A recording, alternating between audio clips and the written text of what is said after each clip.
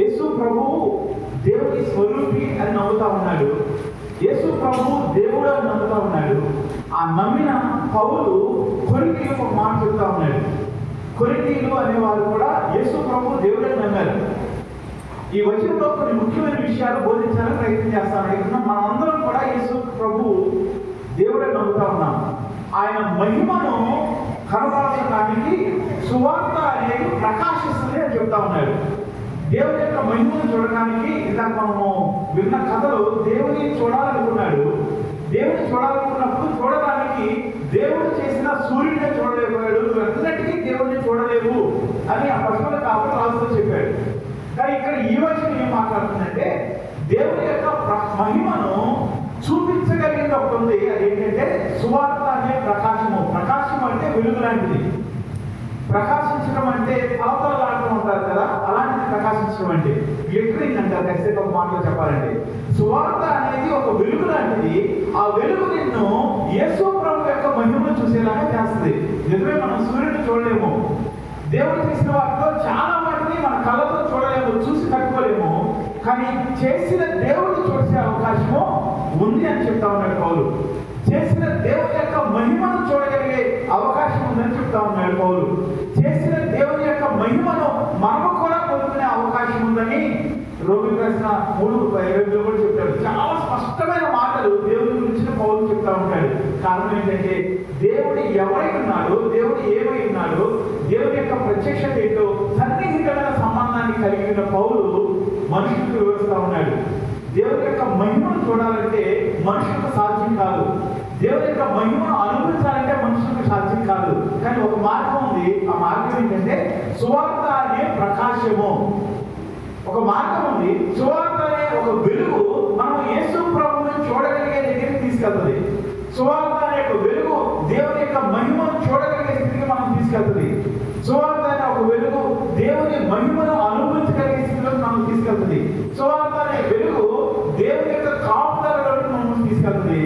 మరి సువార్త అంటే ఏంటంటే, సువార్త అంటే దేవుడు మనుషులు వారి పాప జీవితంలో నుంచి బయటికి రాలేకపోతున్నారు కాబట్టి, వారి పాప జీవితము వారిని దీవెన పొందకుండా ఆటంకంగా ఉంది కాబట్టి, వారి పాప జీవితము దేవునితో సహవాసం కలిగి ఉండడానికి వారికి ధన్యత ఇవ్వట్లేదు కాబట్టి, వారి పాప జీవితము దేవుని యొక్క సహాయం పొందుకోలేని వారిగా చేస్తుంది కాబట్టి, వారి పాప జీవితము మనుషులు నోరు తెరిచి ప్రార్థన చేసినా సరే వారి ప్రార్థన దేవుని దాకా వెళ్ళకుండా చేస్తుంది కాబట్టి, వారి పాప జీవితము దేవుని యొక్క శక్తిని వారి జీవితంలో అనుభవించే కృపను కోల్పోయేలాగా చేస్తుంది కాబట్టి, దేవుని భూమి దిగొచ్చి ఆ పాప స్వభావాన్ని కలిగివేయడానికి పరిశుద్ధమైన తన రక్తాన్ని కాచాడు. పాపము శాపం నుంచి విడిపించడానికి మనుషుల పక్షంగా తన ప్రాణాన్ని బలిగే సమర్పించాడు. పాపం యొక్క ప్రాయశ్చిత్తంగా తను తాను శిలువలో అప్పచెప్పుకున్నాడు. ఇది సువార్త అంటే. ఎంతమంది అయితే ఈ సువార్తను నమ్ముతారో, ఎంతమంది అయితే ఈ సువార్త వెలుగును చూస్తారో, ఈ సువార్త వారిని ఎక్కడ తీసుకెళ్తుందని పౌలు చెప్తా ఉన్నాడంటే దేవుడి మహిమను చూసేలాగా చేస్తుంది. హల్లెలూయా. సువార్త మనల్ని ఎక్కడ తీసుకెళ్తుంది? దేవుని మహిమను కనపరిచే దగ్గర దాకా తీసుకెళ్తుంది. సువార్త మనల్ని దేవునితో సహవాసంలోకి తీసుకెళ్తుంది. సువార్త దేవునితో నూతనమైన సంబంధంలోకి తీసుకెళ్తుంది.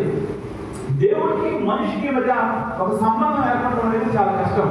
మన పెళ్లి సంబంధాలు చూసేటప్పుడు చాలా సార్లు మనుషుల మధ్య కొన్ని మాటలు కనపడతా ఉంటాయి. పెళ్లి సంబంధాలు చూసేటప్పుడు చాలా ఎక్కువ సార్లు వారి యొక్క ఆస్తిపాస్తులు చూస్తూ ఉంటారు, వారి స్థితిగతులను చూస్తూ ఉంటారు, వారి యొక్క బంధుజనాన్ని చూస్తూ ఉంటారు, వారి చదువుకున్నారా లేదా అని చూస్తారు, ఉద్యోగాలు ఉన్నాయా లేదా అని చూస్తారు, ఆస్తులు చూస్తారు, అన్నీ చూసుకుంటారు.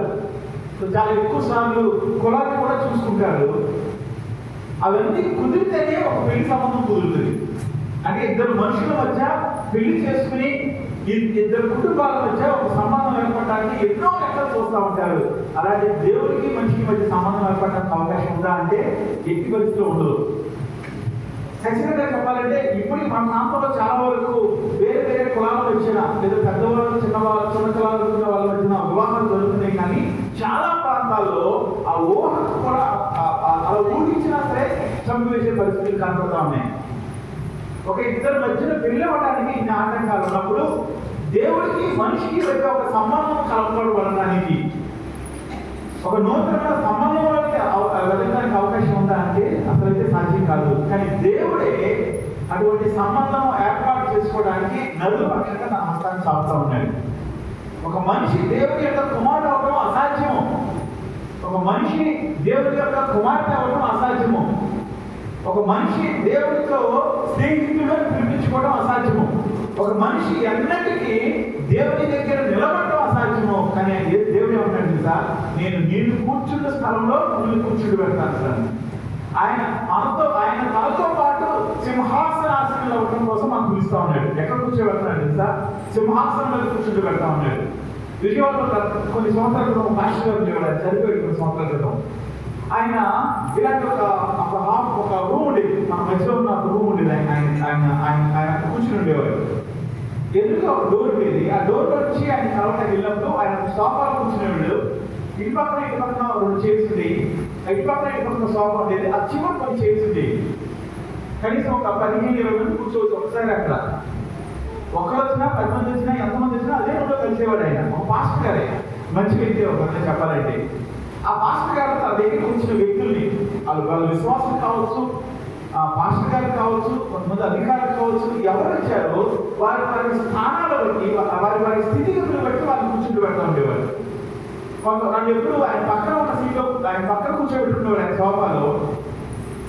కానీ నేను గమనిస్తూ ఉన్నప్పుడు వచ్చిన వాడు ఈయన దృష్టిలో తక్కువ వాడైతే ఆ చెప్పడం నా కుర్చీలో కూర్చోబెట్టేవాడు. కొంచెం పెట్టనుకుంటే పక్కన సోఫాలో కూర్చోబెట్టేవాడు. ఇంకొంచెం పెట్టనుకుంటే తన దగ్గరలో ఉన్న కుర్చీలో కూర్చోబెట్టేవాడు. చాలా తక్కువ మందిని తన పక్కన కూర్చోబెట్టుకునేవాడు.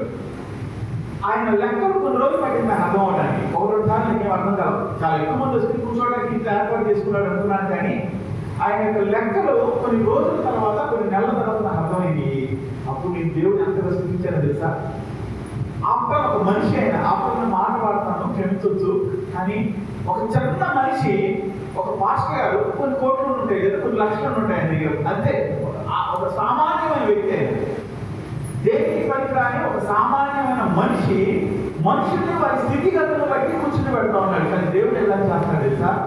ఇప్పుడు నువ్వెళ్ళినా నేను వెళ్ళినా మన తన పక్కన కూర్చుని పెట్టుకుంటాడు. హల్లెలూయా! అది దేవుడి ప్రేమ. మనల్ని తనతో సమానంగా కూర్చుని పెట్టడానికి దేవుడు పరలోకం నుంచి భూమిని తీసుకొచ్చాడు. అది ఆయన మనకిచ్చే సంబంధం. ఆయన మనల్ని తన కుమారుడిగా చూస్తూ ఉంటాడు, కుమార్తెగా చూస్తూ ఉంటాడు. మన కొడుకునో కూర్చున్నో మన దూరంగా కూర్చోబెట్టాం. ఎప్పుడు వాళ్ళ మీద కోపం ఉండొచ్చు, బాధ ఉండొచ్చు. ఒక మంచి తండ్రి ఎప్పుడు కూడా తన కూతుర్ని కొడుకుని దూరంగా కూర్చోబెట్టాడు. ఎక్కడ కూర్చోబెట్టుకుంటాడు? తన ఊళ్ళో కూర్చోబెట్టుకుంటాడు. చిన్నవాళ్ళైతే, కొంచెం పెద్దవాళ్ళైతే అక్కడ కూర్చోబెట్టుకుంటాడు. వారిని పట్టుకోవడానికి, వారి మీద జీవి కలిగి ఉన్న సొత్తు అని చెప్పడానికి గర్వంగా ఫీల్ అవుతాడు. అది దేవుని యొక్క ప్రేమ. ఆ ప్రేమ దగ్గరికి, ఆయన మహిమ దగ్గరికి, ఆయన మహిమను పొందుకోవడానికి నిన్ను తీసుకువెళ్ళగలిగేది సువార్త. సువార్త అంటే దేవుడు నా పాపముల కోసం చనిపోయాడు, నేను ఒప్పుకుంటే ఆ పాపము యొక్క ప్రభావం నుంచి నేను విడిపించబడతాను. దేవుడు నా కోసము వెల చెల్లించాడు. ఆ వెల చెల్లించిన దానికి ప్రతిఫలంగా నా జీవితాన్ని, నా హృదయాన్ని, దేనికి పనికిరాని నా బ్రతుకుని ఆయనకిస్తే నేను ఆయన కుమారుని అవుతాను. కానీ మనుషులైన వారు ఇది చూడకుండా రోజులు సంవత్సరాలు వాయిదా వేస్తూ చివరికి దేవుడి కృపను పొందలేని స్థానానికి వెళ్ళిపోతా ఉన్నారు. అదే చెప్తా ఉన్నాడు. ఎందుకు వెళ్ళిపోతున్నాడు అంటే ఈ 4వ అధ్యాయం 4వ వచనం చెప్తా ఉన్నాడు. మొదటి నుంచి మరొకసారి చదువుతాను. దేవుడి స్వరూపి అయిన క్రీస్తు మహిమను కనపరచు. దేవుని మహిమను కనపరచగలిగినది సువార్త ప్రకాశము వారికి ప్రకాశింపబడుతున్న నిమిత్తము. అంటే సువార్త అనేది వెలుగుతూ ఉంటుంది. ఈ వెలుగు మనలను క్రీస్తు మహిమను చూడగలిగే వాళ్ళే చేస్తుంది. ఈ వెలుగుతానే ఉంది, కానీ కొంతమంది మనుషులకు అది వెలుగు కనపడలేదంట. అది వెలుగు కాదు అంటా ఉన్నాడు. అంటే మీకు అర్థం చేసుకోవాలంటే సూర్యుడు ప్రకాశిస్తా ఉన్నాడు, చంద్రుడు కూడా ప్రకాశిస్తా ఉంటాడు.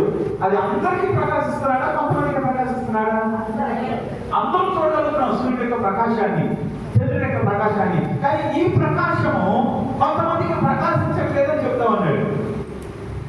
వాక్యాన్ని అనేక సార్లు వాక్య విభజన చేసుకుంటూ చదివినప్పుడు మనకు అర్థమవుతా ఉంటుంది. దానికన్నా ముఖ్యంగా వాక్యం చదువుతూ ఉన్నప్పుడు దేవా ఇందులో ఏమి రాయబడిందో, దీని యొక్క సారాంశం ఏంటో, దీని యొక్క ఉద్దేశం ఏంటో నాకు అర్థమయ్యేలాగా చెయ్యి ప్రార్థన చేసుకున్నప్పుడు దేవుని యొక్క వాక్యం చాలా స్పష్టంగా మనకు అర్థమవుతుంది. అది ప్రకాశిస్తుంది, అది వెలుగుతుంది. అది చూడటానికి మాత్రము కొంతమందికి సాధ్యం కాదు, కొంతమందికి ప్రకాశించలేదంట. అలాగే ఉంటుంది. కొంతమందికి సూర్యుడు వెలుగుతారు, కొంతమందికి ఆ వెలుతురు లేనివాడుగా ఉంటాడా? సూర్యుడు యొక్క వెలుతురు అందరికీ వెలుగుగానే కనపడుతుంది కదా. తెల్లవారినప్పుడు అందరికీ వెలుగు వస్తుంది, తెల్లవారినప్పుడు మధ్యాహ్నమైనప్పుడు అందరికీ వేడి కలుగుతుంది. దాన్ని చూడగలుగుతూ ఉంటారు, ఆ వెలుగును చూడగలుగుతారు, ఆ మధ్యాహ్నం ఉన్న ప్రకాశాన్ని, ఆ వేడిని కూడా అనుభవించగలుగుతారు. కానీ కొంతమందికి సువార్త అనే ప్రకాశము ప్రకాశించకుండా అనే మాట వాడుతూ ఉన్నాడు పౌలు. ఎందుకు ప్రకాశించదు, ఎందుకు కనపడదంటే గుడ్డి వారికి కనపడదు కదా. గుడ్డి వారికి కనపడుతుందా? ఎదురుగా ఏదుందో మనకు కనపడినట్టుగా గుడ్డి వారికి కనపడుతుందా? మనం కొన్నిసార్లు పిల్లలు అంటాం కదా, కళ్ళు నెత్తిలో పెట్టి నడుస్తున్నావా, కాలం చేస్తే ఏ కలుగుతూ కూడా చూడలేదని మాట మనం వాడుతూ ఉంటాం. అలాంటిది జరుగుతూ ఉంది. కొంతమంది మనుషులకు ఈ సువార్త అనేది ప్రకాశించట్లేదు. ఎప్పుడైతే సువార్త అనేది వెలుగుగా లేదు, వాళ్ళన్నిటికీ దేవుని మహిమను చూడలేకపోతా ఉన్నారు. దీనికి కారణం ఏంటి తెలుసా? వివరిస్తూ ఉన్నాడు. దానికి కారణము ఈ యుగ సంబంధమైన దేవత సర్వనమా అవిశ్వాసులైన వారి మనోనేత్రములకు గుడ్డితనము కలుగజేసెను. కొంతమంది ఎందుకని సువార్త దేవుడి దగ్గరికి తీసుకెళ్తా ఉంది అని వాక్యంలో రాయబడినప్పుడు, అదే సువార్త యొక్క వెలుగును చూసి అనేక మంది దేవుడి దగ్గరికి వెళ్తా ఉన్నప్పుడు కొంతమంది ఎందుకని సువార్తను చూడలేకపోతా ఉన్నారంటే ఈ యుగ సంబంధమైన దేవత వారికి గుడ్డితనము కలుగజేస్తుంది. ఒక వ్యక్తి దేవుడి యొక్క సువార్తను విని, సువార్తను నమ్మి, ఆ సువార్త ద్వారా దేవుడి దగ్గరికి వెళ్ళలేకపోవడానికి మనం చూసే కారణాలు ఏంటంటే ఏదో వంక చేసి తప్పించుకుంటున్నాడు అనుకుని చూస్తాం మనం, లేకపోతే ఇప్పుడు కాదు తర్వాత అంటున్నాడు అనుకుంటాం మనం. కానీ వాక్యం ఏం చెప్తుందంటే ఈ యుగ సంబంధమైన దేవత అపవాదికి బైబిల్లో ఉన్న అనేక పేర్లలో, పేర్లంటే అపవాదిని పిలిచిన అనేకమైన సంబోధనలలో ఒక సంబోధన ఈ యుగ సంబంధమైన దేవత, ఈ లోక సంబంధమైన దేవత. ఆ యుగ సంబంధమైన దేవత ఏం చేస్తున్నాడంటే మనుషుల యొక్క విశ్వాసం లేని వారి యొక్క కన్నులకు గుడ్డితనాన్ని కలుగు చేస్తా ఉన్నాడు. అంటే ఈ మనిషి దేవుని యొక్క సువార్తలు చూడలేకపోవడానికి, అంటే సువార్త అనే మాట వాడుతా ఉన్నాం. దానికి అర్థం ఏంటంటే ఒక వ్యక్తి నా కొరకు ధనం చెల్లించాడు, లేదా ఒక వ్యక్తి నా కొరకు చనిపోయాడు, ఆయన రక్షకుడైన క్రీస్తు అనే దాన్ని చూడలేకపోవడానికి, ఆ మాటలు వివరిస్తున్న సువార్తను నమ్మకపోవడానికి ఈ యుగ సంబంధమైన దేవత వారి కన్నులను గుడ్డితనము కలుగు చేసింది. అంటే ఈ మనిషి ఎవరికి చెందిన వాడిగా ఉన్నాడంటే ఈ యుగ సంబంధమైన దేవతకు చెందిన వాడిగా కనపడతా ఉన్నాడు. వాక్యం నుంచిన వారు చాలా ఎక్కువ సార్లు మనుషులు దేవుడి దగ్గరికి రాకుండా ఉండడానికి రకరకాల కారణాలు పెట్టుకుంటూ ఉంటారు. చాలా కారణాలు వివరిస్తూ ఉంటారు. నేను దీని గురించి రాలేదు, దాని గురించి రాలేదు, లేకపోతే ఈ ఒక్క పని అయిపోతే వస్తాను, లేకపోతే ఈ ఒక్క మేలు జరిగితే వస్తాను అనుకుంటూ వాయిదాలు వేసుకుంటా ఉంటారు. కానీ దేవుడికి వాక్యం చెప్తా ఉంది, నీవు ఈ యుగ సంబంధమైన దేవత చేత కన్నులు మూయబడిన వాడిగా ఉంటా ఉన్నావు. అంటే నువ్వు ఎవరు మాట్లాడుతున్నావు? అపవాది యొక్క మాట. దేవుడు కల్లిస్తే నీకు చూడడానికి, దేవుడు వెలిగిస్తే, దేవుడు ప్రకాశము చూచినట్లుగా నీ కన్నులను తెరవడానికి నిన్ను పిలుస్తూ ఉంటే నీవు యుగ సంబంధమైన దేవత చేత కన్ను మూసుకొని ఉండడానికి సిద్ధపడతా ఉన్నావు. మన దేవుడు మాట్లాడుతున్నారా, అపవాది మాట్లాడుతున్నారా? దేవుడి మాట వినాలి, దేవుడి చేత కళ్ళు తెప్పించబడాలి అనుకున్నప్పుడు దేవుడి తిరిగి మనం ప్రార్థన చేయాలి. దేవా, నీ సువార్తను నేను చూడలేకపోతాను, నీ సువార్తను బట్టి నీ మహిమను నేను చూసే స్థితికి నన్ను తీసుకువెళ్ళాను. చాలా మంది మనుషులు తమ జీవితంలో దేవుని యొక్క మేలును చూస్తూ, దేవుని యొక్క సువార్తను చూస్తూ, దేవుని యొక్క సువార్త యొక్క సత్యాన్ని అర్థం చేసుకుంటూ దేవుని వైపు నడవడానికి ఇష్టపడతా ఉంటారు. చాలా మంది కొద్ది మంది యొక్క కన్నులను అపవాది గుడ్డి వారిని చేస్తామని దేవుని వాక్యం మాట్లాడుతూ ఉంది. మనం చేయాల్సిన ప్రార్థన చేస్తా, దేవా నా కన్నులు నేను చూడగలడానికి నాకు సహాయం చేయి, నా కన్నులు నిన్ను చూసినట్టుగా నా కన్నులను తెరువు. దేవుడిని చూడటానికి ప్రార్థన చేసే ముందు, దేవా నిన్ను చూసిన చూసినట్టుగా నీ సత్యాన్ని, నీ వెలుగుని, నీ సువార్త ప్రకాశాన్ని, నిత్యమైన నీ మహిమను చూసినట్లుగా, నీ సత్యం అనుసరించి నడిచినట్లుగా నా కన్నులు తెరువు. చాలా ఎక్కువ సార్లు బైబిల్లో కన్నులు తెరవబడటం గురించి మాట్లాడుతూ ఉంటాడు. వాక్యం అనేక సార్లు దేవుడు మాట్లాడుతూ ఉంటాడు, కన్నులు తెరవబడటం గురించి మాట్లాడుతూ ఉంటాడు. కన్నులు తెరిచినప్పుడు తను చూడగలిగిన వాటి గురించి మాట్లాడుతూ ఉంటాడు. ఈరోజు రెండు విషయాల గురించి మనం మాట్లాడాలని ఆశపడుతూ ఉన్నాను. అందులో మొదటిది, సువార్త నువ్వు దేవుని మహిమను చూసేవాడిగా చేస్తుంది. సువార్తను నమ్మినప్పుడు, సువార్తను నమ్మకుండా ఉండడానికి ప్రధానమైన కారణము అపవాది నీ కన్నులను మూసివేస్తూ ఉంటాడు. అపవాది నీ కన్నులను మూసివేసినప్పుడు నువ్వు గంటకి దేవుని మహిమను చూడలేవు. దేవుని మహిమను చూడకుండా దేవుని క్రియలకు నీ జీవితంలో చూడడం. ఈరోజు అనేక మంది యేసు ప్రభు ఎవరో తెలుసు, అనేక మంది యేసు ప్రభుని ఎలా నమ్ముకోవాలో తెలుసు, అనేకకు యేసు ప్రభువుని నమ్ముకుంటే ఏమి జరుగుతుందో తెలుసు. కానీ వారికి తెలిసినది చాలా తక్కువ. యేసు ప్రభుని నమ్ముకుంటే ఏం జరుగుతుందో వారి జీవితంలో వారు అనుభవించేది చాలా తక్కువ. కారణం ఏంటంటే వారికి దేవునికి మధ్య ఎలాంటి సంబంధము ఏర్పడటానికి వాళ్ళు ఒప్పుకోవట్లేదు. వారికి దేవునికి మధ్య ఎలాంటి సంబంధము ఏర్పడకుండా ఈ యుగ సంబంధమైన మాటలు వినేవారిగా ఉంటా ఉన్నారు. ఈ స్థలంలో ఇంకా నువ్వు దేవుడిని అంగీకరించిన వాళ్ళారా, దేవుని ప్రేమ బట్టి దేవుని వాక్యాన్ని చెప్తా ఉన్నాను. అపవాది చేత కళ్ళు మూయబడిన వారిగా ఉండొద్దు. అపవాది గొప్పడా, దేవుడు గొప్పడా? సరే, దేవుడే గొప్పడు. నువ్వు దేవుడి వైపు తిరిగి ఇదిగో అపవాది నా కన్నులను మూసివేస్తా ఉన్నాడని నాకు అర్థమైంది. దేవా, నేను చూడగలిగి నన్ను దయచేయి. సువార్తను అంగీకరించే హృదయం నాకు ఇవ్వు. అపవాది చేసే ఒక గొప్ప క్రికెట్ తెలుసా, నిన్ను దేవుని సన్నిధిలోనే ఉంచుతాడు. నిన్ను క్రైస్తవుడిగా పిలుచుకునే వాడిగా చేస్తాడు. రోజు నువ్వు ప్రార్థన చేసుకునే వాడిగా చేస్తాడు, బైబిల్ చదువుకునేలాగా చేస్తాడు, మాస్టర్ గారికి డబ్బులు ఇచ్చేలాగా చేస్తాడు, అన్నీ చేస్తాడు. కానీ నీ హృదయం దేవుడికి కూడా చేస్తాడు. ఒక వ్యక్తి తన హృదయాన్ని దేవుడికి ఇవ్వకుండా దేవుని కుమారుడు కుమార్తె కాలేడు.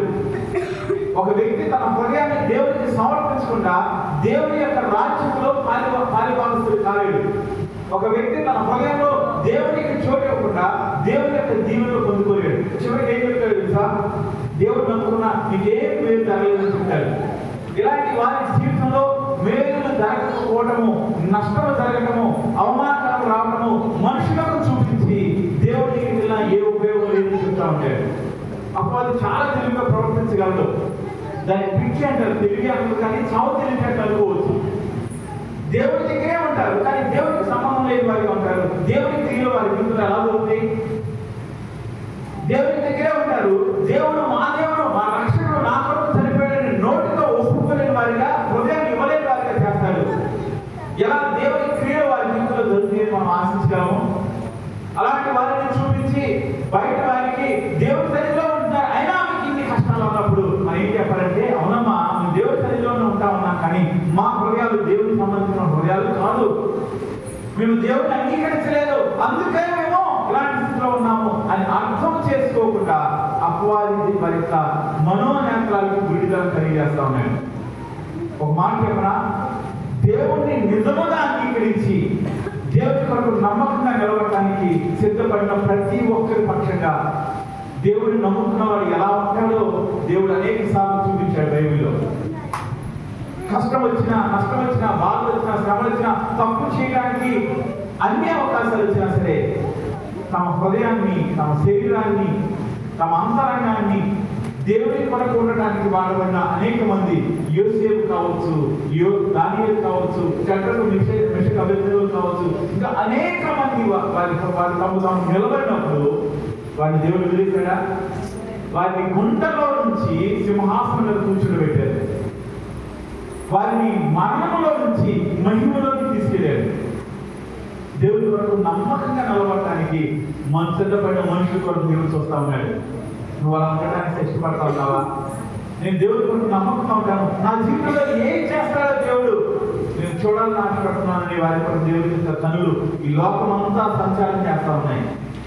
కానీ మనుషులుగా మనం అపవాది ఎలా మోసం చేస్తానంటే, వెళ్ళు కానీ నీ హృదయాన్ని దేవుడి దగ్గర ఇవ్వద్దు, వెళ్ళు దేవుడికి ఇష్టంగా ఉండొద్దు, వెళ్ళు దేవుడి మాట ప్రకారం నడవద్దు, నీకు ఇష్టం వచ్చినట్టు జీవించు. అని అపవాది మోసం చేయడానికి ప్రయత్నం చేస్తూ ఉంటాడు. అనేక మంది మనుషులు అపవాది యొక్క మోసంలోనే కొనసాగుతూ ఉంటారు. వాళ్ళు దేవుడి మందిరంలోనే ఉంటారు, కానీ వారి క్రియలకు, వారి జీవితానికి దేవుడికి సంబంధము ఉండదు. వారి దేవుడి బిడ్డగా పిలవగలమా? దేవుడి దగ్గరికి వస్తూ వ్యభిచారం చేసేవారిని, మోసం చేసేవారిని, అబద్ధాలు ఆడేవారిని, వారిని దేవుడి బిడ్డగా పిలవగలమా? దేవుడి బిడ్డలు అవుతారా? దేవుడి సన్నిధిలోకి రావడానికి వెనకడిగి వేసేవారిని, దేవుడి యొక్క వాక్యాన్ని వినడానికి వెనకడిగి వేసేవారిని దేవుడి బిడ్డగా పిలవగలమా? దేవుడితో సంబంధము కలిగిన వారితో పిలవగలమా? మనం పిలవడానికి మనం నోరు రావట్లేదు కదా.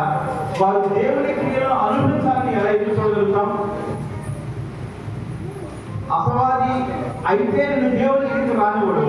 ఒకవేళ వచ్చినా నీకు దేవుడికి సంబంధం లేకుండా ఉంచుతాడు. కొన్ని రోజులు నీకు అనిపించేలాగా చేస్తాడు. ఎవరో వచ్చారో మాట్లాడిస్తాడు. నీ హృదయంలో నుంచి ఒక స్వరం బయటకు వస్తే నేను దేవుడికి కలుపుతున్నాను, కానీ నాకు ఏ ఉపయోగమో లేదు.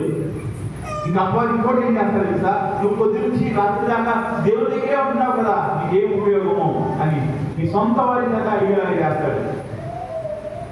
ఈ రోజుల్లో అపవాది మనిషిని ఎలా కృంగదీస్తున్నాడు తెలుసా? అపవాది మనిషిని ఎలా కృంగదీస్తున్నాడంటే వారి సొంత వారే వారు కులిగిపోయేలాగా మాట్లాడుతూ ఉన్నారు. మాట్లాడేలాగా పరిస్థితులు మనం చూస్తా ఉన్నాం. అనేకమైన జీవితాల్లో చూస్తా ఉన్నాను. అంతకుముందు తల్లిదండ్రులు లేని వారు, లేకపోతే భార్య లేని వారు బిడ్డలకి సహకారంగా ఉంటా ఉండేవాళ్ళు, భర్తలకు సహకారంగా ఉంటా ఉండేవాళ్ళు. నాకు తెలిసిన చాలా మంది విశ్వాసులైన వారు తమ భర్తల పనుల మీద బయటకు వెళ్తే, అది సువార్త పరిచయం కావచ్చు, లేదా పని చేయడానికి కావచ్చు, బయటకు వెళ్తే వాళ్ళు మళ్ళా తిరిగి వచ్చేంత వరకు వారి భార్యను మోకరించి ప్రార్థన చేసేవాళ్ళు నాకు చాలా మంది తెలుసు. ఒకప్పుడు ఈ రోజులో ఏం జరుగుతుంది? ప్రార్థించే భార్యలు కలువైపోతా ఉన్నారు. భర్తల కొరకు, తమ బిడ్డల కొరకు మోకరించి కన్నీరు కాచి ప్రార్థన చేసే వాళ్ళు కరువైపోతా ఉన్నారు. వారిని వేరు మీద లెక్క పెట్టచ్చేమో. అవసరమైతే వాళ్ళు టీవీలో దేవుని వాక్యాన్ని చూడడానికి ఇష్టపడతారు, కానీ మోకరించి దేవుడికి ప్రార్థన చేయడానికి ఇష్టపడతారు. మోకరించి దేవుడి వాక్యంలో ఏముంది అని చదవడానికి ఇష్టపడతారు. మోకరించి అయ్యా నా బిడ్డలను, నా భర్తను కాపాడు, వారిని నీ రాజ్య వారసులుగా ఉండడానికి, రక్షణ పొందడానికి సహాయం చేయని అడిగేవాళ్ళు కనపట్ల. చాలా తెలివిగా దేవుడి చిత్తం ఎప్పుడుంటే అప్పుడు రక్షణ పొందుతారని మాట్లాడుతూ ఉన్నారు. ఇంకొంతమంది నువ్వు వెళ్తున్నావు కదా మందిరానికి, ఎందుకు మనకి నష్టం వస్తుందని అడుగుతా ఉన్నారు. నువ్వు చేసే భక్తి తప్పు అని చెప్తా ఉన్నారు చాలా మంది. బిడ్డలైన వారిని నాకు తెలిసి చాలా మంది తల్లిదండ్రులు నువ్వు తప్పించారు కొన్ని సంవత్సరాల కోసం చూసినప్పుడు నువ్వు పేరు పర్లేదు నా ఎక్కడో పేరు మళ్ళీ రాసుకోవచ్చు, నేనున్నాను కదా, నీ జీవితంలో కష్టం వచ్చినా నేనున్నాను కదా అని మాట్లాడే తల్లిదండ్రులు నాకు చాలా సంవత్సరాల క్రితం తెలుసు. కానీ ఇప్పుడు తల్లిదండ్రులు ఎలా ఉన్నారో తెలుసా? వాళ్ళు కొంచెం వెనకడుగు వేస్తే, కొంచెం కృంగిపోతే, వాళ్ళు తీసుకున్న నిర్ణయాలు తప్పు అయితే మంచి నిర్ణయాలు తీసుకుంటారు. వ్యభిచారం తప్పు చేసే వాళ్ళ గురించి మాట్లాడలేదు నేను. ఒకప్పుడు భయంకరమైన జీవితాన్ని జీవించిన వారికి కూడా వారి తల్లిదండ్రులు హక్కును చేర్చుకునేవాళ్ళు. ఇప్పుడు ఏ తప్పు చేయకుండానే సొంత తల్లిదండ్రులే బిడ్డలను హీనపరుస్తూ ఉన్నారు. వారి గురించి చెడ్డగా మాట్లాడుతున్నారు. దేనికి పనికిరావు, నువ్వు ఖాళీగా కూర్చుని తింటానికి తప్ప దేనికి పనికిరావు మాట్లాడుతూ ఉన్నారు. అది తట్టుకోలేక ఎవరికైనా వాళ్ళు చనిపోతా ఉన్నారు. మద్యం వేసుకొచ్చిన వాళ్ళు సావలని బతుకుతూ ఉన్నారు. ఇలాంటి పరిస్థితుల్లో మనం కొనసాగుతున్నాం. కానీ మన తండ్రి, సర్వస్వ తండ్రి, మనం ప్రేమించే తండ్రి వారి బిడ్డల కొరకు ఎలా జీవించాలో మనుషులకు చూపిస్తా ఉన్నాడు. ఈ లోకంలో అనేక మంది ఎవరైతే నిన్ను అడుగుతా ఉన్నారో, నువ్వు దేవుడికి వెళ్తున్నావు, నీకేం పేరు జరుగుతుంది, ఎవరైతే నిన్ను అడుగుతున్నారో వారి సమాధానం చెప్పు. నేను దేవుడికి వెళ్తున్నాను కాబట్టి ఇలాగే ఉన్నాను. ఒకవేళ నా కుటుంబం అంతా దేవుడి దగ్గరికి వచ్చి మేము నిజంగా యథార్థంగా జీవిస్తే మా జీవితాలు ఎలా ఉండవు. నేను దేవుడి దగ్గరికి వస్తున్నాను, కానీ నేను మార్చుకోవాల్సిన పరిస్థితులు ఇంకా ఉన్నాయి. ఇప్పుడు అనుకున్నారా మీ జీవితాల్లో నేను దేవుడి దగ్గరికి వస్తున్నాను, కానీ నేను పూర్తిగా దేవుడికి ఇష్టంగా లేను అని అర్థమైంది ఎప్పుడైనా? ఎప్పుడైనా అనుకున్నారా? చాలా ఎక్కువ సార్లు అనుకోలేకపోవడానికి కారణం ఏంటి తెలుసా? మనల్ని మనం చూసుకోలేకపోవడం. అపవాది కలిగేసే గుడ్డితనం గురించి, అవిశ్వాసం గురించి మాట్లాడుతూ ఉన్నాడు ఇక్కడ. విశ్వాసులకు దేవుడి పేరు పెట్టుకుని ముందుకెళ్ళే వారి యొక్క గుడ్డితనం గురించి కూడా నేను చూపించాలని ఆశపడతా ఉన్నాను. సంఖ్యాకాండము 22వ అధ్యాయము. సంఖ్యాకాండము 22వ అధ్యాయము 23 చదువుదాం ఒకసారి. ఒక్క మాట మీకు 22వ వచనంలో కూడా ఒకసారి 22వ వచనము చివరి భాగం చూడరా. అతను తమ గాడిదని ఎక్కి కూర్చుండగా అతని పరివారు ఇద్దరు అతను చెప్పాడు. ఇది బిలాము అనే ప్రవక్త గురించి మాట్లాడుతూ ఉన్నాడు. ఆయన ఇద్దరు పరివారు కలిసి గాడిద మీద వెళ్తా ఉన్నారు. చదువుకుంటారు. యెహోవా దూత ఖడ్గము దూసి చేప పట్టుకుని త్రోవలో నిలిచియుండుట ఆ గాడిద చూచెను. అక్కడ రాయబడిన మాటనే ముందు వెనకాల కొంచెము చదివితే మనకు చాలా స్పష్టంగా అర్థమవుతుంది. అక్కడ మొత్తము ముగ్గురు మనుషులు కనపడతా ఉన్నారు. ముగ్గురు మనుషులు ఉన్నారు. బిలాము అనే ప్రవక్త ఉన్నాడు. ఆయన దేవుడిని నమ్ముకున్న వాడు మాత్రమే కాదు, కానీ దేవుని పేరు పెట్టుకుని ప్రవచనం చెప్పేవాడిగా కనపడతా ఉన్నాడు. అతని జీవితం సరిగ్గా ఉందా, దేవుడు నమ్ముకున్నవాడని ప్రవచనం చెప్పకూడదా, ప్రవక్త కాదా అనే విషయాల గురించి నేను ఈరోజు మాట్లాడకూడలేదు. కానీ దేవుని యొక్క పేరు పెట్టుకుని వెళ్తా ఉన్నాడు ఆయన. ఈరోజు మన విశ్వాసం లాగానే దేవుని యొక్క పేరు పెట్టుకుని దేవుని యొక్క పేరు కలిగిన వాడిగా దేవుని యొక్క సేవకుడుగా పిలువబడతా ఉన్నాడు. తనతో పాటు తన ఇద్దరు పనివారు ఉన్నారు. పనివారు అంటే తనతో పాటు కలిసి ఉండేవారు, అతని జీవితాన్ని చూసేవారు, అతను చేసినట్టు చేసేవారు, అతను చెప్పినట్టు చేసేవారు. వారు కూడా ఉన్నారు. కానీ వారి ఎవ్వరికీ కనపడలా. వారు వెళ్తున్న మార్గంలో దేవుని దూత ఖడ్గము దూసి నిలబడి ఉన్నాడు. ఎవరు చూసారా? సరే, గాడిద చూసింది, కానీ ఈ ముగ్గురు మనుషులు చూడలేకపోతా ఉన్నారు. ఆ ముగ్గురులో ముఖ్యమైన ఒక వ్యక్తి అసలు చూడలేకపోతా ఉన్నాడు. ఆ తర్వాత వచనాల్లో చూస్తే అతను గాడిద పడతా ఉంటాడు. ఎందుకు ముందుకు వెళ్ళట్లేదని గాడిని కొడతా ఉంటాడు. చాలా కోపం వస్తానికి తన మార్గంలో ముందుకు వెళ్ళలేకపోతా ఉన్నాడు. అతను దేవుడి పేరు పెట్టుకుని దేవుడి పేరు మీద మాట్లాడటానికి ఒక స్థలంలోకి వెళ్తా ఉన్నాడు. కానీ దేవుడి దూత తనకు ఆటంకంగా నిలబడినప్పుడు గాడిదకి కనపడతా ఉంది. దేవుడి దూత గాడిద చూడగలుగుతుంది, కానీ ఈ వ్యక్తి చూడలేకపోతా ఉన్నాడు. అప్పుడు అక్కడ జరిగిన ఒక విషయం ఏంటంటే, దేవుడు గాడిదకు స్వరాన్ని, గాడిద మాట్లాడుతూ ఉంది. సేవకులుగా పిలవబడిన వారితో, విశ్వాసులుగా పిలవబడిన వారు దేవుడికి ఇష్టం లేని మార్గంలో వెళ్తా ఉన్నప్పుడు దేవుడు వారిని ఆటంకపరచడము విశ్వాసులు చూడలేకపోతా ఉన్నాడు. ఇంతకుముందు మనం చూసిన అవిశ్వాసుల గురించి చూసాము. అవిశ్వాసులు స్వార్థను ప్రకాశించలేకపోవడం చూడలేకపోతా ఉన్నారు. అవిశ్వాసులు ఆ స్వార్థ ప్రకాశాన్ని చూడకపోవడం వల్ల దేవుని మహిమను చూడలేకపోతారని చూసాము. ఇక్కడ విశ్వాసి అయిన ఒక వ్యక్తి, విశ్వాసిగా పిలువబడుతున్న వ్యక్తి దేవుని దేవదూత ఇది కాదు నువ్వు వెళ్ళాల్సిన మార్గము, ఇలా చేయకూడదని చెప్తా ఉన్నప్పుడు అది చూడగలిగే కనులు బిలామునే లేవా? బిలామునేయండి కంపెనీయా? గాడిద చూడగలిగింది, కానీ బిలాము చూడలేదు. ఈ రోజుల్లో అనేక మంది విశ్వాసులుగా పిలువబడుతున్న వారికి ఇలాంటి కనులు లేవు. ఏ కనులు అంటే, తాము చేస్తున్నది దేవునికి ఇష్టమైనదా కాదా అని చూసుకునే కనులు లేవు. తమ మాటలు దేవునికి ఇష్టమైనవా కాదా అని చూసుకునే కనులు లేవు. తమ జీవితం దేవునికి అంగీకారంగా ఉందా చూసుకునే కనులు లేవు. దేవుడి దగ్గరికి వచ్చి దేవుడికి దీవుని మాత్రము కావాలి. చాలా మంది వచ్చి అయ్యా నాకు ఫలానా వచ్చింది, ఫలానా వచ్చింది అని చెప్తా ఉన్నప్పుడు అయ్యో ఎందుకు వచ్చిందో చూసుకునే కనులు మీరు ఎందుకు పొందుకోలేకపోతున్నారు? నేను అనారోగ్యం గురించి మాత్రమే మాట్లాడతా, ఉదాహరణ చెప్తా ఉన్నాను. అనారోగ్యాలు వస్తాయి, నొప్పులు వస్తాయి, శరీరం ఉంది కాబట్టి శరీరానికి ఇబ్బందులు వస్తాయి. కానీ కొన్నిసార్లు అనారోగ్యం గురించి మాట్లాడతాము. కొన్నిసార్లు నీకు వచ్చే అనారోగ్యము దేవుడి తీర్పు కావచ్చు. కొన్నిసార్లు నీ మీదకి వస్తున్న ఉగ్రతకు గుర్తు కావచ్చు. కానీ నీ జీవితంలో దేవుడు కలిగి ఉన్న వ్యక్తిలాగా నీ జీవితం ఉండట్లేదంటే, విశ్వాసికి ఉండాల్సిన జయము నీ జీవితంలో ఉండట్లేదంటే ఖచ్చితంగా నువ్వు చూసుకోవాల్సింది ఏంటంటే, ఈ జయము లేకపోవడానికి, ఈ ఓటమికి నా జీవితంలో నేను చేసింది ఏది కారణం పరిశీలన చేసుకో. నా జీవితంలో ఖచ్చితంగా నీకు ఏదో ఒకటి కనపడుతుంది, ఏదో ఒకటి దేవుడు నీకు చూపించడానికి ప్రయత్నం చేస్తాడు. నువ్వు దాన్ని చూడనప్పుడు దేవుడు కూడా నువ్వు వదిలేస్తాడు. చాలా మంది విశ్వాసులుగా పిలువబడుతున్న వారు దేవుడి చేత చూపడగలిగే కన్నులు వారికి లేవు. మీ జీవితాన్ని పరిశీలన చేసుకున్నప్పుడు మీ జీవితంలో దేవుడికి వ్యతిరేకమైన నీకు కనపడలేదంటే ఈ కళ్ళున్నాయనా లేదా? కళ్ళు లేని వ్యక్తి చూడలేడు. నీకు కూడా ఏది కనపడకపోతే నీ జీవితంలో రోడ్డు. చిన్న చిన్న విషయాల గురించి మాట్లాడలేదు నేను, చాలా పెద్ద విషయాల గురించి మాట్లాడుతూ ఉన్నాను. మనుషులు అసహించుకునే విషయాల గురించి మాట్లాడుతూ ఉన్నాను.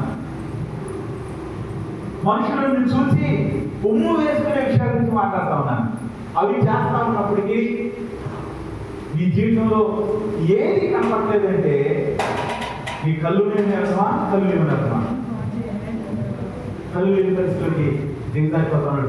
అలాగే విలాం పరిస్థితి. దేవుడి చిత్తానికి వ్యతిరేకంగా వెళ్తా ఉన్నాడు. ఈ రోజులో అనేక మంది దేవుడి చిత్తానికి వ్యతిరేకంగా వెళ్తా ఉన్నారు. ఇక్కడ కొంతమంది అడగవచ్చు, కొంతమంది ఖచ్చితంగా ఒక ఆలోచన వస్తుంది, దేవుడి దగ్గరికి వస్తే దేవుడి హృదయాన్ని మారుస్తా అన్నాడు కదా. మాయాలు చెప్పుకుంటున్న వారి జీవితాలు ఎందుకు ఎలా ఉన్నారు? ఆ ప్రశ్నకు ఒక నిమిషం సమాధానం చెప్పాలని ఆశపడతా ఉన్నాను. ఈ మాయాలు చెప్పుకుంటున్న వారు దేవుడి చేత దేవుడి క్రియలు చూసి దేవుడి క్రియలు అనుభవించి దేవుడి దగ్గరికి వచ్చారు. దేవుడి వాక్యాన్ని విని దేవుడి దగ్గరికి వచ్చారు.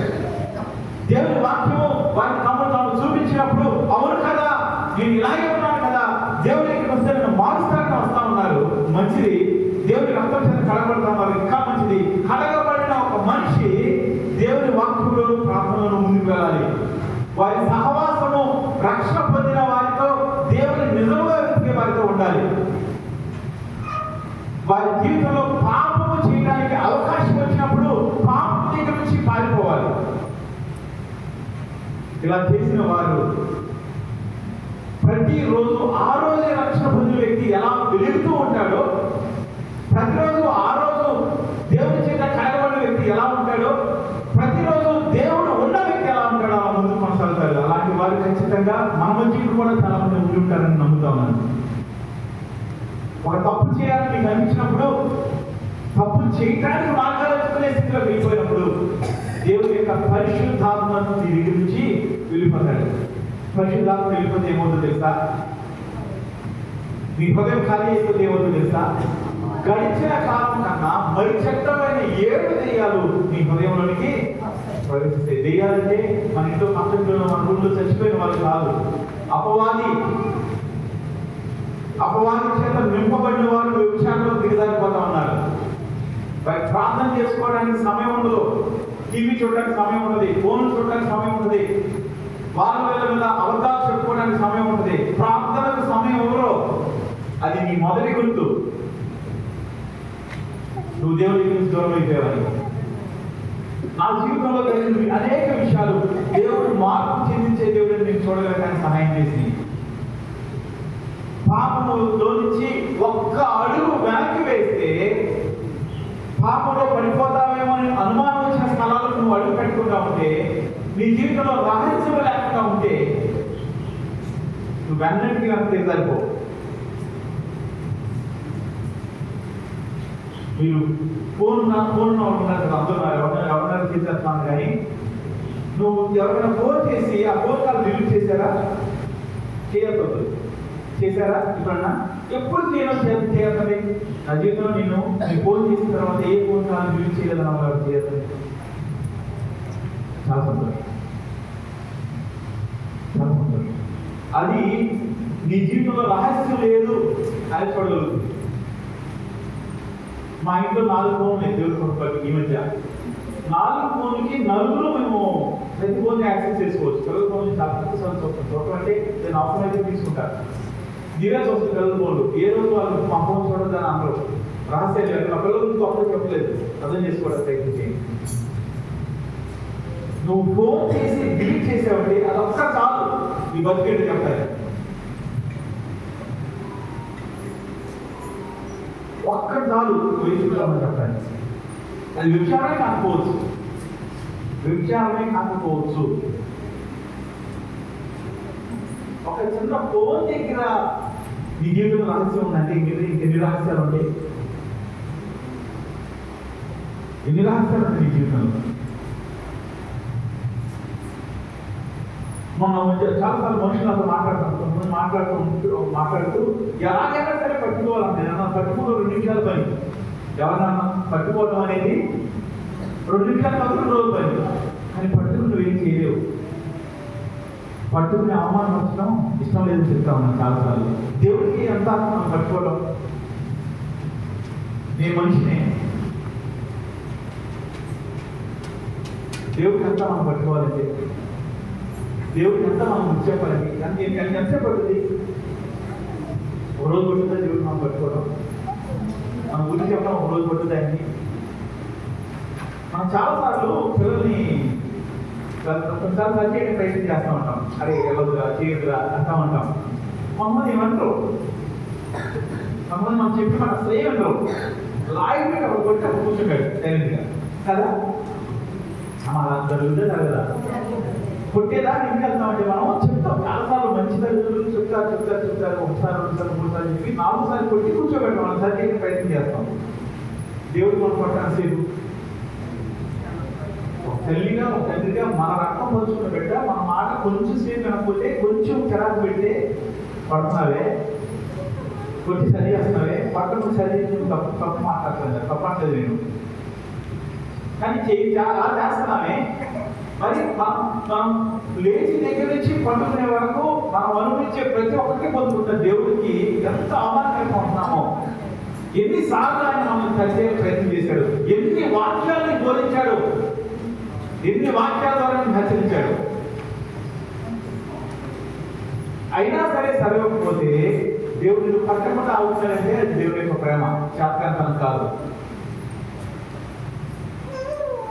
శాతకాంతనం కాదు.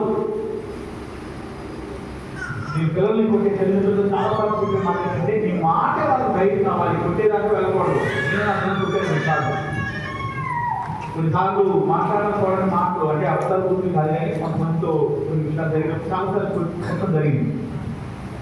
కానీ నేను నమ్మేది, నేను చెప్పేది కూడా ఏంటంటే, నీ మాట వారికి భయాన్ని తీసుకురావాలి, ఏంటంటే ఆగేలాగా ఉండాలి, కొట్టేదాకా వెళ్ళాల్సిన అవసరం ఉండకూడదు. కానీ దేవుడు అనేక సార్లు వద్దు వద్దు అని హెచ్చరిస్తా ఉన్నా సరే అదే పాపంలో దిగజారిపోతూ పాపానికి నీ జీవితంలో చోటిస్తూ దేవుడు వల్ల సహాయం లేదని చెప్తున్న మనుషులు దిగజారిపోతున్నామే.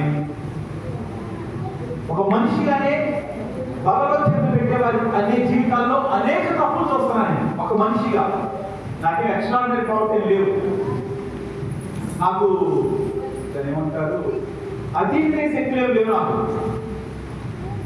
కొంచెం ప్రార్థన చేసుకుంటే ఒక మనిషి ఎలాంటి డ్యాన్స్ చేస్తా ఉన్నాడు, ఎలాంటి పనులు చేస్తా ఉన్నాడు, మనిషిగానే అర్థమవుతా ఉన్నప్పుడు, ఒక మనిషికి తెలిసిన జీవితాన్ని, అసహ్యమైన జీవితాన్ని కలిగి నీవు చేతులు కడుక్కోకుండా, హృదయం కడుక్కోకుండా బలలో చేతులు పెడతా ఉన్నప్పుడు, ఈ బల్ల దేవుడికి సంబంధించింది.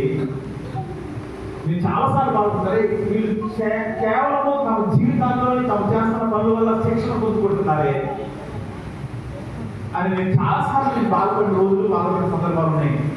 కానీ ఇది దేవుడికి సంబంధించింది. ఇది దేవుడి యొక్క భోజనపు బల్ల. ఆ బలలో చేతులు పెట్టడానికి మనుషులను పిలుస్తా ఉన్నాడు. ఆ బలలో చేతులు పెట్టడానికి వచ్చే మనిషి యొక్క హృదయాన్ని, చేతుల్ని, అంతరంగాన్ని తన రక్తంతో కడిగాడు.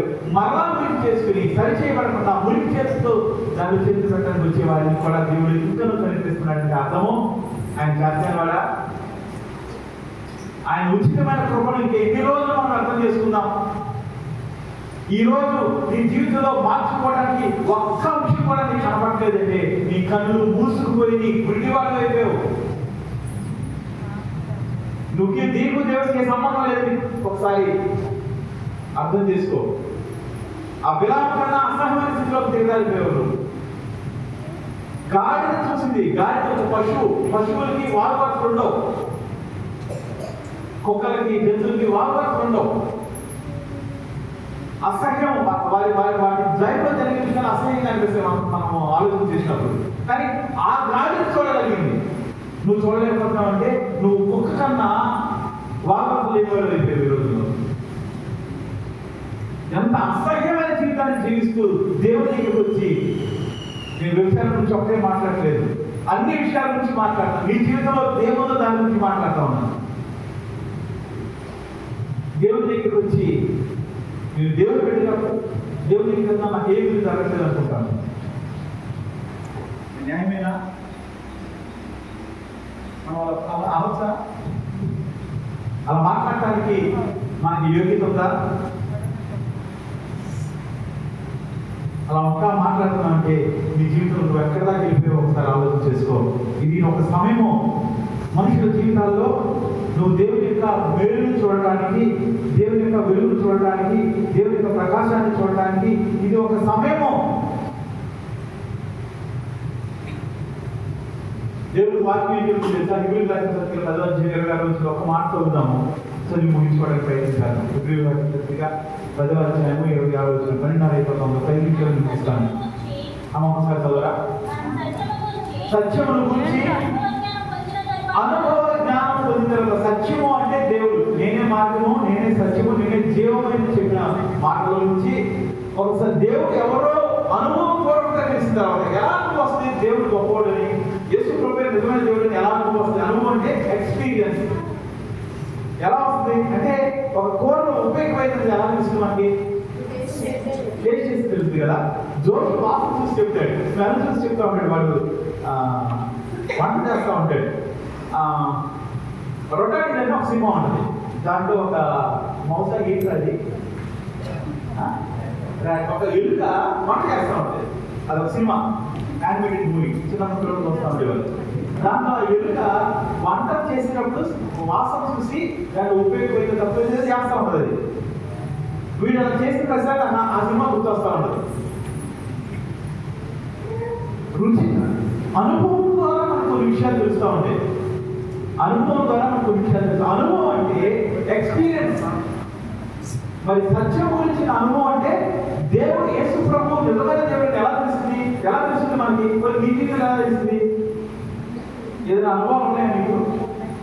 యేసు ప్రభువే అమ్మా ప్రార్థన చేసినప్పుడు ఆయన చెప్తా ఉంటాడు, ఇంకా మాట్లాడినప్పుడు తెలుస్తూ ఉంటుంది. ఇంకా నేను అందరిని అడుగుతా ఉన్నాను,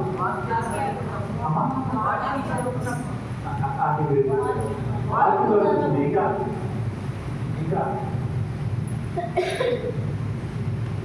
నా జీవితంలో దేవుడి దగ్గరికి వచ్చే సమయంలో ఒక రావడానికి ఒక కారణము, నేను ఒక చోట ఉండాలి, ఒక ముగ్గురు ఒక చోట ఉండాలి. లాస్ట్ వీక్ నేను వేరే చోట ఆగిపోయాను. వేరే దగ్గర చాలా పెద్ద కష్టపడి అలాంటి 3 సార్లు జరిగిన నా జీవితంలో. 2 సార్లు తెలుసుకోవాల్సింది, ఒకసారి చాలా పెద్ద కష్టపడి తెలుసుకోవాల్సింది. నేను అనుకోకుండానే ఆశ్చర్యకరంగా బయటకు వచ్చినట్టు అనిపించింది. దేవుడికి నాకు ఏదో ఆలోచన ఉంటుంది. అనేక సార్లు ఆయన ద్వారా పొందిన మేలు మనకి ఆయన గొప్ప దేవుడు అనే దాన్ని తెలియజేస్తూ ఉంటాయి. అనేక సార్లు వాక్యంలో ఉన్న మధురిమలు, వాక్యంలో ఉన్న అద్భుతాలు, వాక్యం మనతో మాట్లాడుతున్నప్పుడు ఈ దేవుడి కన్నా నన్ను ప్రేమించేవాడు లేడు అని మనకు తెలియజేస్తాయి. ఒక మాటలో చెప్పాలంటే దేవుడికి ఏదైనా మేలు చేసిన తర్వాత, యేసు ప్రభు దేవుడిని ఒప్పుకున్న తర్వాత అని చెప్తా ఉన్నాడు. సత్యం గురించి అనుభవ జ్ఞానం పొందుకున్న తర్వాత బుద్ధిపూర్వకముగా పాపం చేసిన పాపం గురించి కూడా స్పష్టంగా మాట్లాడతాను చూడండి. కావాలని ప్లాన్ చేసి నేను చేస్తాను అని చేస్తే ఏముంది అక్కడ చెప్పుతారు. మరి నీకు బలి ద్వారా క్షమాపణ, నీకు క్షమాపణ ఉండదని దేవుని వాక్యం మాట్లాడుతూ ఉంది. బుద్ధిపూర్వకంగా నీ జీవితంలో నువ్వు పాపం చేసినట్లా, కావాలని పాపం చేసినట్లా, సిస్టమేటిక్ గా ప్లాన్ చేసి పాపం చేసినట్లా, అమ్మో ఏంటి పేరు చెప్తున్నారు, మా జీవితంలో అలాంటి పాపం ఏం చేయలేదు అని కొత్తగా చూస్తూ ఉన్నారు చాలా మంది. మనం కొన్ని విషయాన్ని ఫ్యాబ్రికేట్ చేస్తాం. అమ్మా నువ్వు ఇలా చెప్పు, నేను ఇలా చెప్తాను, వాళ్ళు నమ్మేస్తారు. మనం ఇలా మాట్లాడుకుందాం, ఇలా చేద్దాం. మనుషులను ఫ్యాబ్రికేట్ చేస్తా ఉంటారు చాలా సార్లు. మనుషుల యొక్క వెర్షన్ అంటే మనుషులు మాట్లాడేదాన్ని చాలా జాగ్రత్తగా సిస్టమేటిక్ గా ఒక కొత్త వాదన తీసుకొస్తా ఉంటారు. అబద్ధంలోనే తెలిసేస్తా ఉంటారు. నేను చాలా సార్లు అబద్ధం చెప్తాను తెలుసా. దేవుడు వాక్యం చెప్తే ఒక్క 4 జాగ్రత్తగా కాపాడుకుంటే చాలంట. కళ్ళ మీరు కొంతమంది జాగ్రత్తగా చెప్పారు. 4 అబద్ధము, 4 నేను నరకానికి తీసుకొచ్చి అదే 4 పరలోకానికి కూడా తీసుకొచ్చి. అవును నా ద్వారా తప్పు జరిగిపోయింది అని చెప్పినప్పుడు మనుషుని గురించి తప్పుగా అనుకోవచ్చు, కానీ దేవుడు నిన్ను క్షమిస్తాడు. నీ జీవితంలో రహస్యం ఉన్నప్పుడు, అబద్ధం ఉన్నప్పుడు అది దేవుడి యొక్క మేలు చేయదు. నువ్వు తప్పు చేసుకుంటూ వెళ్తా ఉన్నప్పుడు నీ జీవితంలో క్షమాపణ ఉండదని చెప్తా ఉన్నాడు దేవుడు. భయం ఏం లేదు నీకు. బుద్ధిపూర్వకంగా అబద్ధం చెప్పినప్పుడు, బుద్ధిపూర్వకంగా పాపం చేసినప్పుడు, కావాలని నీ జీవితంలో తప్పు చేయడానికి అడుగులు ముందుకు వేసినప్పుడు ఏం జరుగుతుందో చెప్తా ఉన్నాడు దేవుడు. వాక్యం ఇచ్చిన వాళ్ళ 2 విషయాలు మీతో పంచుకున్నాను ఈరోజు. ఒకటి, సువార్త అనే వెలుగును చూడు. ఎక్కడ తీసుకెళ్తా సువార్త అనే వెలుగును? దేవుని యొక్క మహిమను చూడడానికి తీసుకెళ్తుంది. రెండోది, నీ కళ్ళ చేత నిన్ను చూసుకో. కళ్ళు తెరిచి నువ్వు ఎక్కడున్నావో చూసుకో. దేవుని యొక్క చిత్తానికి ఎదురెళ్తున్నావు చూసుకో.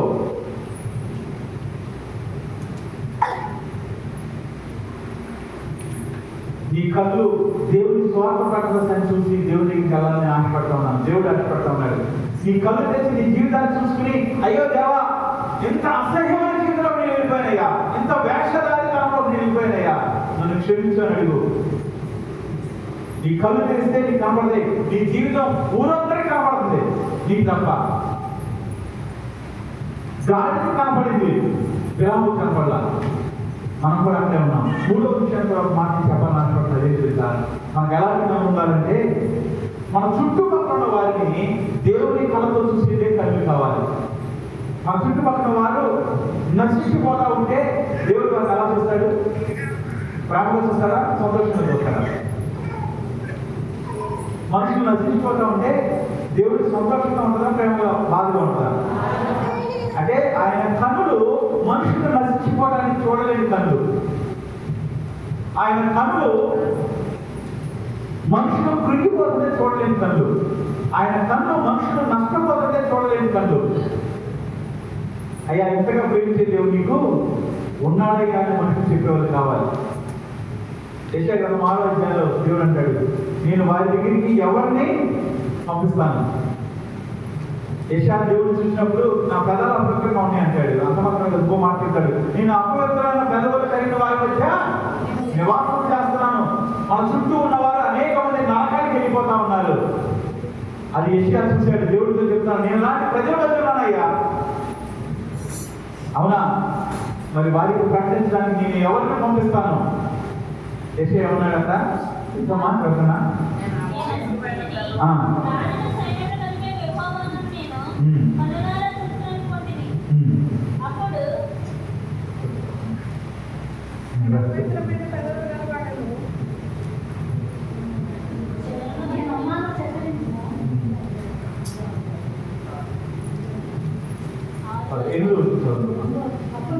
అప్పుడు నేను ఎవరికి, దేవుడు మాట్లాడుతూ ఉన్నాడు, నేను ఎవరికి పంపను, ఎవరితో మాట్లాడుతా అంటే, యెషయా పెదాలు శుద్ధి అయిన తర్వాత యెషయా చెప్పిన మాటల గురించి ఆయన మాట్లాడుతూ ఉన్నాడు.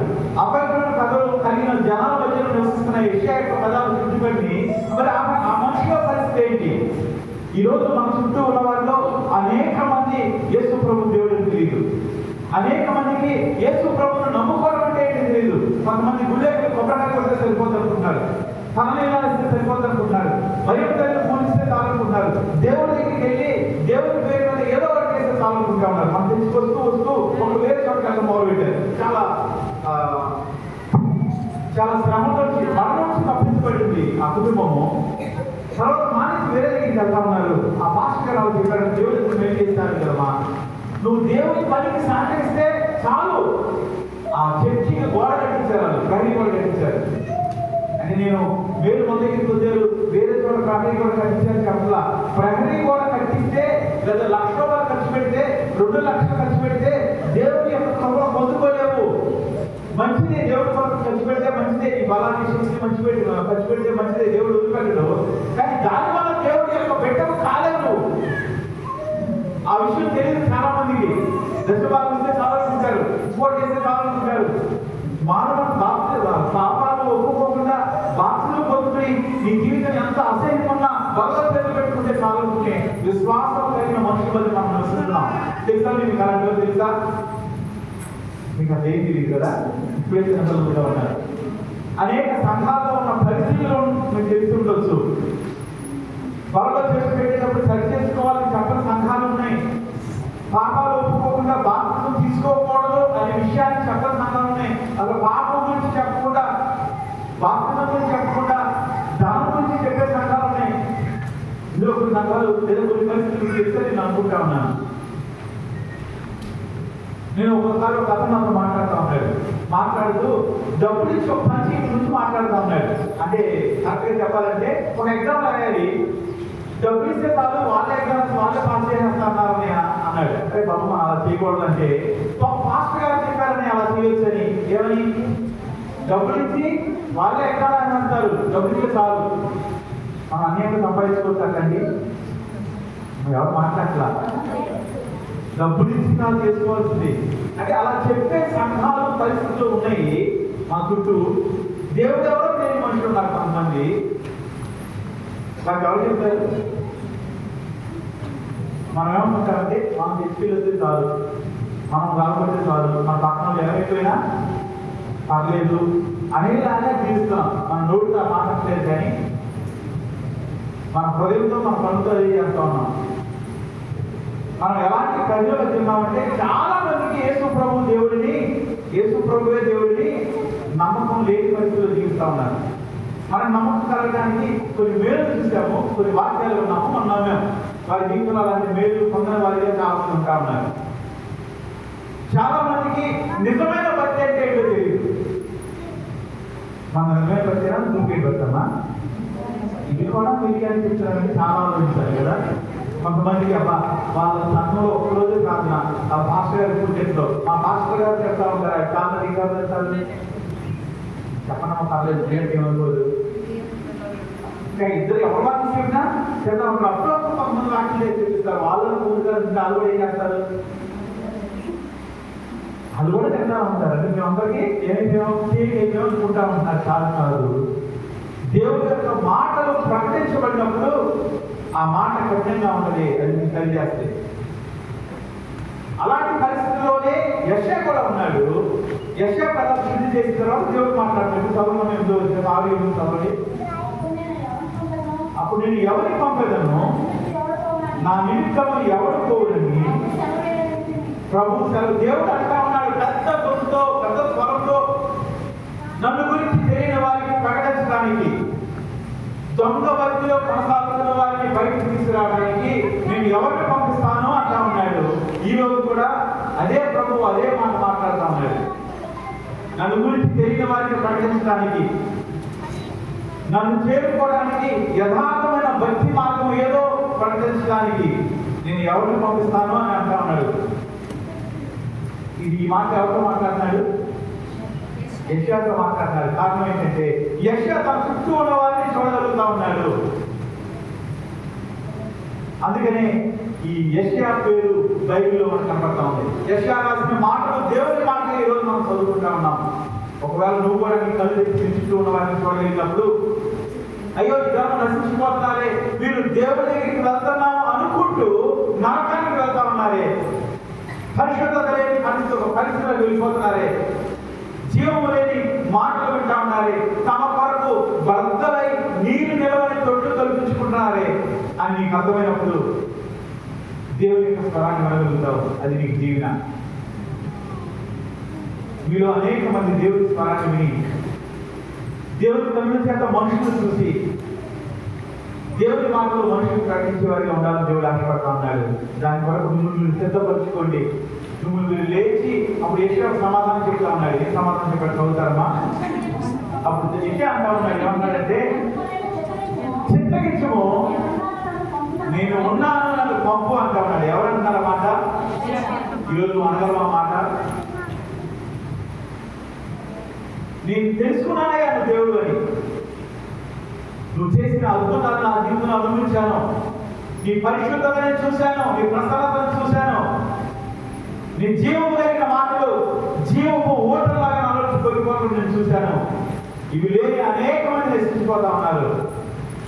నేను వెళ్తానయ్యా వారి దగ్గరికి. ఇలాంటి మాటలు ప్రకటించే వారి కొరకు, ఇలాంటి మాటల కొరకు నిలబడే వారి కొరకు దేవుడికి వస్తా ఉన్నాడు. మంచి పని చెడ్డపని, ఆ మంచి పనిలో మీరు అనేకులు పాలుభాగస్తులు కావాలని దేవుడు ఆశపడుతూ ఉన్నారు. ప్రార్థన చేస్తున్నాము. అంతే కదా.